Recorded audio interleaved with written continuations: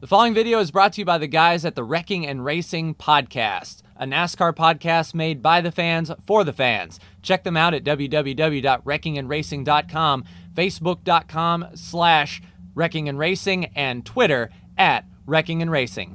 Hello again, ladies and gentlemen, Saka here, and welcome back to another episode of Motorsport Manager. And when we last left off, we finished up the season, so now it is time for the intermediate episode where we deal with the back end and get ready for next season. I believe there are two contracts that need to be negotiated, and Enrica is one of them. So Enrica finished 4th in the points with 36. She has 14 more than Falco, our number one. I wish I could say that we could drop Falco to the number 2 and promote Enrica to the number 1, but we can't do that because Falco has another year on his contract. So we can't, in writing, flip that around and set their expectations. So if I told Enrica she's a number 1 and told Falco he's a number 1, then one of them will be very, very upset about lackluster equipment. So we'll see what Enrica wants. Right now we are building an engine in 5 days. So hopefully we can finish up this engine by the time the year is over. And that's going to be a big question mark here. All right, hated by his own mechanics. The car repair is done. That's fine. Championship promotion and prize money. So it looks like we managed to get that engine a little bit late. And since it's the new season, perhaps we'll have a really risky engine just sitting in our bay, not doing anything, because I don't want to really put a risky engine in the car. The chairman to retire. Here is our prize money for the 2022 season, $20 million. That'll set us right. And Dogtooth gets the manager of the season. Dogtooth gets the driver of the season. Rossini's chairman. A lot of chairmen are retiring. Interesting indeed. All right, the rules that are now active for this year. The Beijing Track E, points for the top 8, and only the real safety car. That's cool. Nordhagen has won promotion to International GT, and Vittorio Corsa is back to the Challenger. All right, sounds good. We need to get to this engine. And there's the preseason start.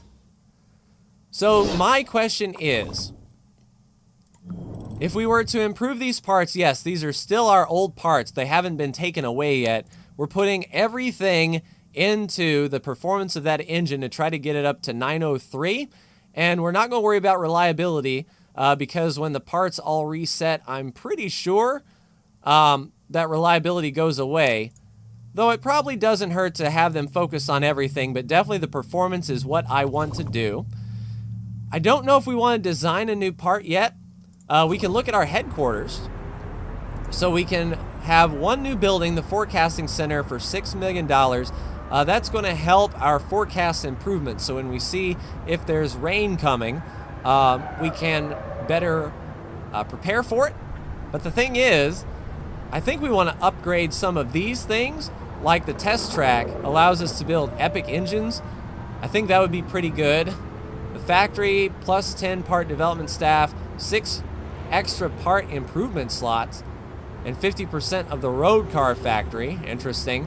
Build epic brakes and legendary gearboxes. If we could build a legendary gearbox, that'd be kind of cool.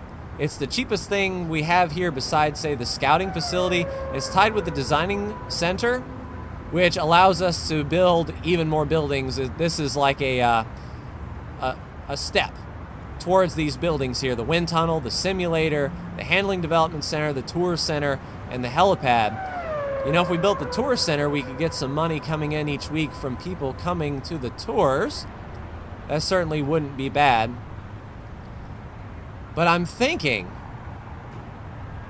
the factory, man, that's the biggest, most expensive. Like cornering improvement rate, overtaking improvement rate. Yeah, that factory, I don't know if we want to spend 15 of our $19 million on the factory. I'll tell you what, we'll build the car first with this money because we're going to be able to say what our expectations are. Then we'll build the car. Then we can build improvements for our facility. Let's see, Wakana Omura. Dreyfus snapped up by Nordhagen. El Sadat Wolfhagen. Otsuno picking up Mello. Engine build is finished. All right, let's take a look at our drivers and see if we can renew the contract for Enrica. Let's sort by the favorites here. Oh, favorites. Ability. Contract ending. Rauli Force. Cost per race, there's a break contract. 5-star potentials down here. I think Mia wouldn't be too good. We'll unfavorite her. Gal Minzy? Nah. Alright, Hong Liao wouldn't be too much. I don't like these breaking contracts unless we can tell the driver that they're going to pay for the break. Because, like, if we could get Santo Parisi up in this piece, he's in equal status with a month left. Rival with a driver. Oh, they won't join a team with Dogger Stephenson. All right. The reigning GT Challenger champion for 49 weeks will boost him up pretty well.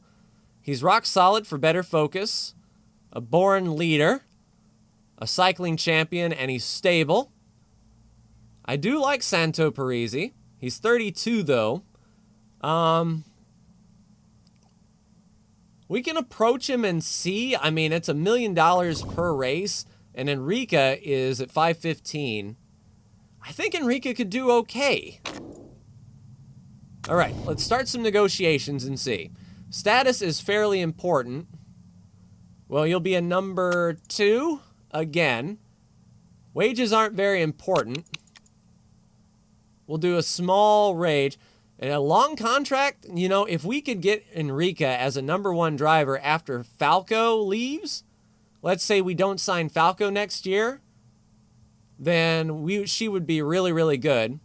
How about a 36-month contract? Bonus size isn't very important. All right, if you finish 5th or above, this is just sort of like icing on the cake to try to get her to sign. You get 48,000, and bonus size isn't very important for the race. How about 5th or above, and you get 48,000. How about that? All right, we'll see if Enrica takes that. We also have to renew with our race mechanic, Harrison Dupuis, Falco's crew chief. All right, he is interested. Wages aren't very important. We can only really match his current. All right, a long contract, 36 months. And we'll just do those same bonuses to try to get icing on the cake. Sort of see what we can do here. You'll get 36 and 36. Continue. All right, so we got a couple proposals in the works now. There's the preseason start for the International GTs. Dun, dun, dun, dun, dun, dun, dun. All right, go ahead and save. Hopefully our engine is really, really good, because I think now if we looked at our parts, all of our parts that isn't our best 2 are gone. Yeah, once we design the chassis and get all that stuff back, everything that's not our best 2 will be gone, which is to be expected. We got that engine just in time. All right, design next year's car. So we scrolled away another 10 million. We've got 30.3 to spend. Improvability. I think the 9 million is good. The Mersault chassis. Fuel supplier. Fuel efficiency wasn't really an issue. As long as we're not doing longer races, you know, we're going to have to pit for tires before fuel in every instance, so I like the MPs. All right, the materials. Tire heating, tire wear. So, this is one of those weird things that, like, is it better to be strong or is it better to be weak? Because if you have weak tire wear, they don't wear down, right? Or if you have very strong tire wear, does that mean that the tires manage better? Like, how are they approaching the language here? I'm not exactly sure. If we do 4, we might be okay. All right, the brakes. Let's see. We went with Mersault MP Carbulation, which we're doing again. Our brake supplier was JP. Tire wear, and then strong tire heating. I mean, I think once we get some parts under this car, we'll be really competitive. We don't need best of the best of the best, sir. 40 and 82. I think I like that. We started with some charge, and we harvested it really well. So 22 million leaves us with 8 in the bank. And I do like that. That would float us a bit until we get some sponsorship dollars. We'll just roll with last year's car, essentially. And now that is all ready to go. 8 million in the bank, 2 million per race. We need some sponsors. We have to go 1 race on our own dime, and then 3 sponsors open up. 1, 3, and 4. Seems pretty good. Did Enrica accept the proposal? All right, she agreed to it. Nice. All right, Enrica, you are now re-signed. I like it. 37 months, Enrica may be our #1 driver after next year when we boot Falco. I think he's peaked. We can get another driver in here at #2. And yeah, that would be pretty good. Or if we could get another #1. Bring a new driver on campus that's a little bit better than Enrica. Might not be bad. I like it. All right, accepted. And contract renewed. Yep, signed on the dotted line. Enrica is awesome. Did our mechanic agree? Yes, he did. We'll go ahead and sign Harrison. Nice. Contract renewed. Thanks for renewing my contract, boss. You are welcome, Harrison. So that's our contracts out of the way. Tire simulations. All right, what do we got? $2.5 million for better tire wear. You know, I don't remember any races last year where I was sitting there. Well, there was 1 or 2. I'm not going to lie. There's 1 or 2 races where I wish I had a little bit better tire wear, but that's essentially it. Just 1 or 2 races out of 13. Not worth $2.5 million, I don't think. They want how much? And there's really no indication of what +1 is in the grand scheme of things. Does this increase you by 1 lap? Or is it 10 laps? Like, I don't have a basis of comparison here. What is +1? If it is 1 lap, not worth $2.5 million. Not by any stretch of the imagination. Oh, we're chewing through there now. Contract ending with our reserve driver that we're never going to use. Holy crap on a cracker. We aren't screwing around, ladies and gentlemen. We are ticking through the months. All right. A unique opportunity. Let's go ahead and read. Gonzalez retiring. Driver volunteers at the homeless shelter. Nice, Falco. Doing the good thing. For 17 weeks, he's 15% more marketable. I don't know when the next race is, though. That's probably going to be gone. But good on you, Falco. That's what I like to see. Is DeWolf going to retire? Cannon? Shaw? Dilemma. All right. Nordhagen has been in the news. You know, I think the chairman's happiness, we can bring that back. The chairman's happiness is right there. Yeah. I mean, we only need to be at 50%. I think we need our marketability. I don't know if that is a long-term marketability thing, though. Is this for the rest of the year? Do we get +25? Because in 1 race, we're getting 3 new sponsors. Let's do it. Smear campaign. All right, it's business. When we get those sponsors, everything will be awesome, hopefully. Hopefully that don't go away. And like I said, after the first race, we should be okay. The chairman will be ecstatic. Is Earl going to retire? Drifting. Nice, Enrique is a drifter. The Racing Syndicate in Japan. That's what I like to see. So for 25 laps, cornering and marketability. That's what I like to see. All right, let's paint up our car. All right, so the 2023 car livery, this is what we were working with last time. I think we want to make a You know, let's get crazy. Let's go red, white, and black. If the primary color is white, we can get some triangles there. I like that, the black on the front, but I think instead of red, red, black, we go black, black, red. That way it kind of looks like the half of the Japanese flag and you've got the rising sun up front. I do like it. Sweet. So that will be next year's car, ladies and gentlemen. I like the look of it for sure. Sweet. So the car chassis is designed. Doing the good thing.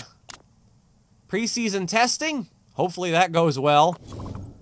All right, sharp and preseason testing, and then, yeah, watch out for reliability issues. Well, that's not my fault. Everyone's reliability is going to be garbage, isn't it? All right, testing this weekend, preseason testing. Go. Get that morale up. I want to see some good things out of our brand new engine. Falco with a 10th. Falco with a 9th. Enrica. 19th?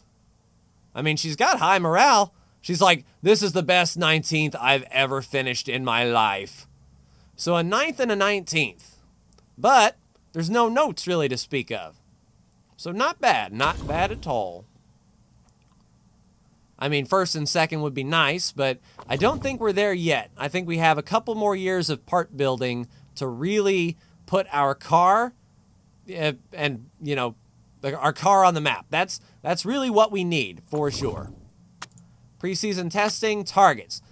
All right, 3rd and 5th. I think we can still do 3rd. We'll get 21 million up front, and that will allow us to hop straight into part building. We're not going to promise wins, because if we aren't the top finishing team every single week, the chairman is going to be really upset. But 3rds, we can do. All right, let's go ahead and hop on the parts. All right, so we know we are the 8th place in the engine, but I mean the engine is going to be pivotal in nearly every single race. So the engine, I think, is where we need to go. It is the most expensive, but I think it's the most worthwhile. All right, engine, and we're not going to be risky, not this well, but this will allow us to put this engine in a car much earlier, because it's not going to break down. 40% from base. I like it. I kind of wish we had some better performance, but what can you do? All right, let's build that part, $1.5 million. We can now take a look at our headquarters and see what we want to do. I think now that we do have enough for the factory, so we get 10% more part development staff. That'll allow us to develop parts faster.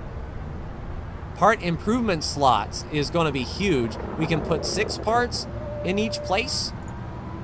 So we'll do that. 30 weeks. Well, shoot.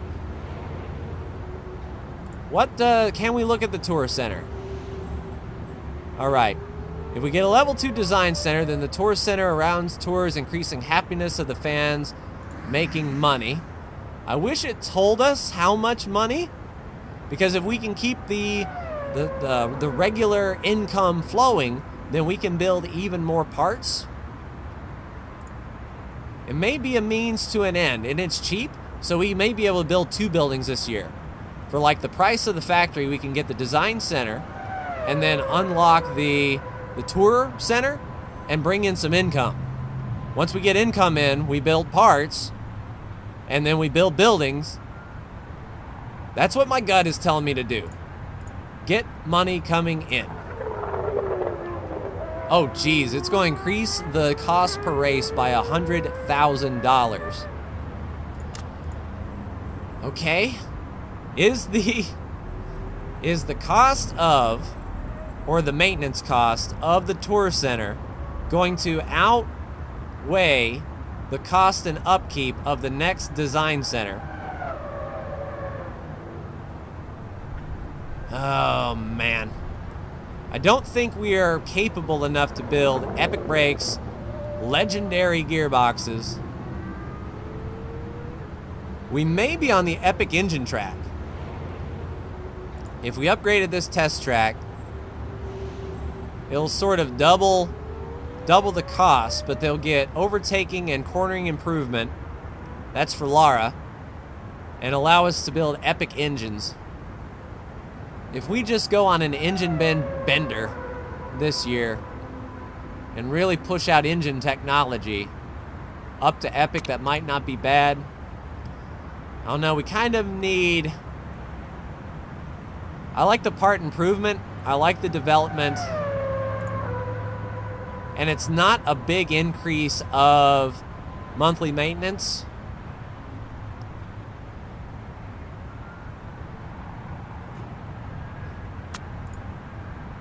But by the time that's done, I mean, it would really help for next season when we do have more than 6 parts, you know, to improve at one time.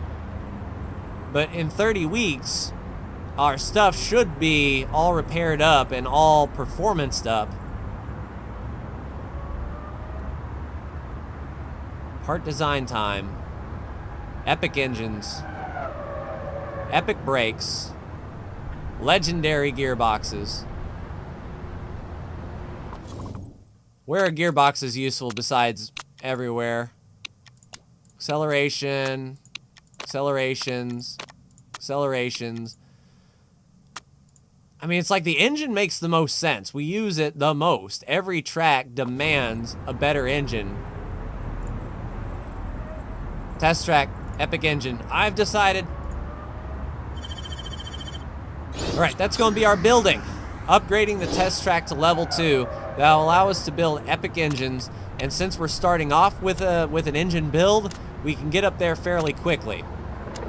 And then I think we can be really consistent. Bring sort of everything else up to that level.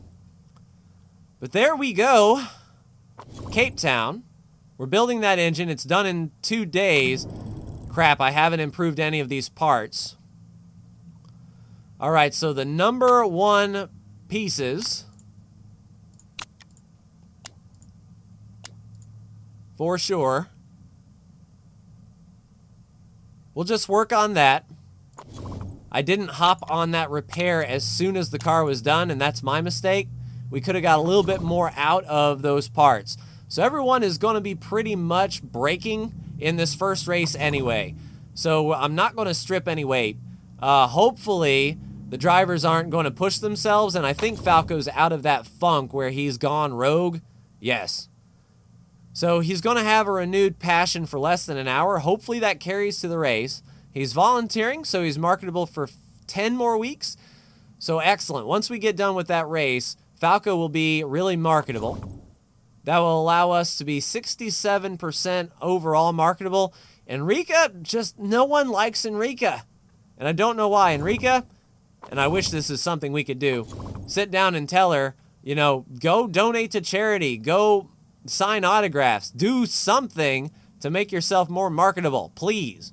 But that's going to do it for me in this episode of Motorsport Manager, ladies and gentlemen. We head to Cape Town, South Africa in the first race of the next season. Qualifying is going to be wet. Race should be sunny. It's a street course. Looks like a medium tire wear with a low fuel burn.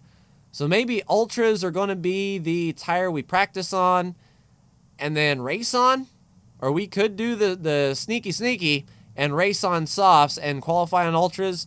We'll have to see, but that's going to do it for me. Like, share, and subscribe if you are so bold. Thank you so much for tuning in, and I will see you for race 1 in Motorsport Manager. Take care.